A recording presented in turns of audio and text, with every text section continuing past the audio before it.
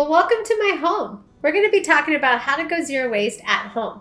A lot of waste in the home actually happens with how we're eating food, how we buy food, and how we store food. So we're going to learn some tips today on how to properly store our food and how to enjoy it. Because basically we want to feed people and our families, not the landfill. So Monica, why don't you take us along? So the ways to try and avoid having to go to the grocery store all the time is to know how to store your food once you get home. So one of my favorite things to do is always keep my tomatoes on my counter, because that way I can keep the sugars in place and they're just as delicious as when I bought them initially. Because when you put them in the fridge, you can actually, it starts to lose the sugar in that tastiness. They're right? not as delicious because they lose their sugars. They can get a little mealier when they're in the fridge. And so I like to keep them on the counter. Sometimes they get a little wilty. If that happens, I can add them to a pasta or a sauce.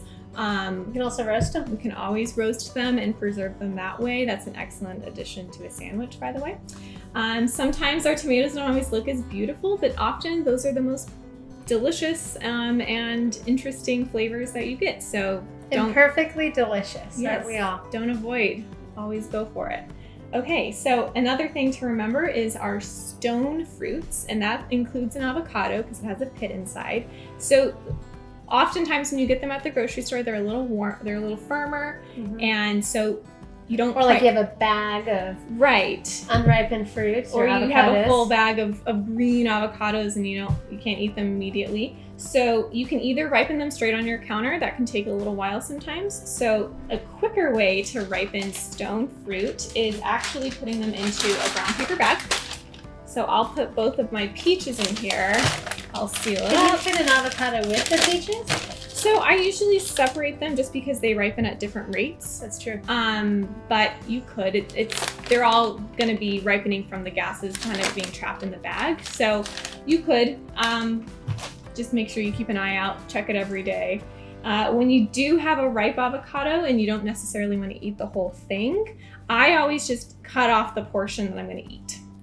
So I could probably eat the whole thing easily. But, I know. Hey, moderation is key, right? I know. Sometimes you just want a little bit, right? And so for storing the rest of it, I keep it on the pit, and then you can put it into an airtight container. You can put beeswax over it. You put that in the fridge. And then you put it in the fridge. You can also freeze avocados. So if you get a whole bunch of them all at once and you want to freeze them and add them to a smoothie later, that's another option. So that's kind of our counter items. Now, citrus and apples both can stay in your room temperature environment. They can stay on the counter, but once they are ripened, you might want to add them to the fridge. That'll keep them there longer. When an apple gets a little waxier, you can still eat it. It might not be as crisp and delicious to bite into, but what I like to do is make applesauce with it. So just boil and mash and you have a delicious applesauce. That's perfect. Perfect for the babies. Oh, exactly. Also, you can always add it, and we'll talk about that in a second, to your potatoes. Okay, so with citrus, I add this to my crisper when it's ripe, and my lemons will stay delicious and useful for weeks. So when do you know when it's ripe? Is it when it's like squishy and starting to get soft? Yeah, so it's just, you can feel there's a little bit of... And this is a perfect looking lemon. Yeah. I have several lemon trees, and a lot of them have imperfections and spots, etc. Just clean it off and it's good and tasty. Yeah, give it a good scrub and you're good. Okay, so then there's items that we should probably keep in the fridge to stay good as long as possible. So one thing I like to do with beets is when you get them, they have all of these beautiful leafy greens on them. And those are edible and totally delicious. So the first thing you're gonna wanna do is separate your leafy greens from your beet root and throw this into, you could put it into a salad. You might wanna massage it a little bit. Okay, and so another thing to store properly in the fridge is a bell pepper. So you can put these straight into the fridge, but I do recommend putting it into an airtight container.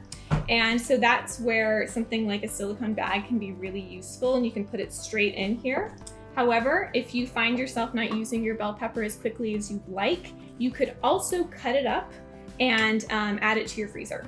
So I'm just gonna make a few slices in here, and I will pre-portion it, add it to my freezer bag, And then I have quick fajitas whenever I want them. So it's a really quick, simple way to saute and keep your summer produce for all year round.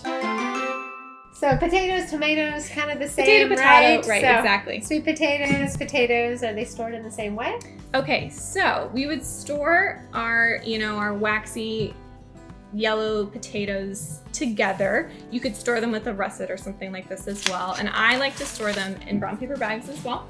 So what's important to remember with potatoes is that they should be stored in a cool, more humid environment that's dark, because when they have sunlight, that's where they're going to start to encourage sprouting. So that's why I put them in my bag and then I put it into my pantry. Now you want to keep them kind of separate, because an important thing to remember with potatoes is that they should never be with an onion. Oh, so this is what happens when they're with an onion. Exactly. Or it's been a couple months. But the cool thing is you can still eat this guy.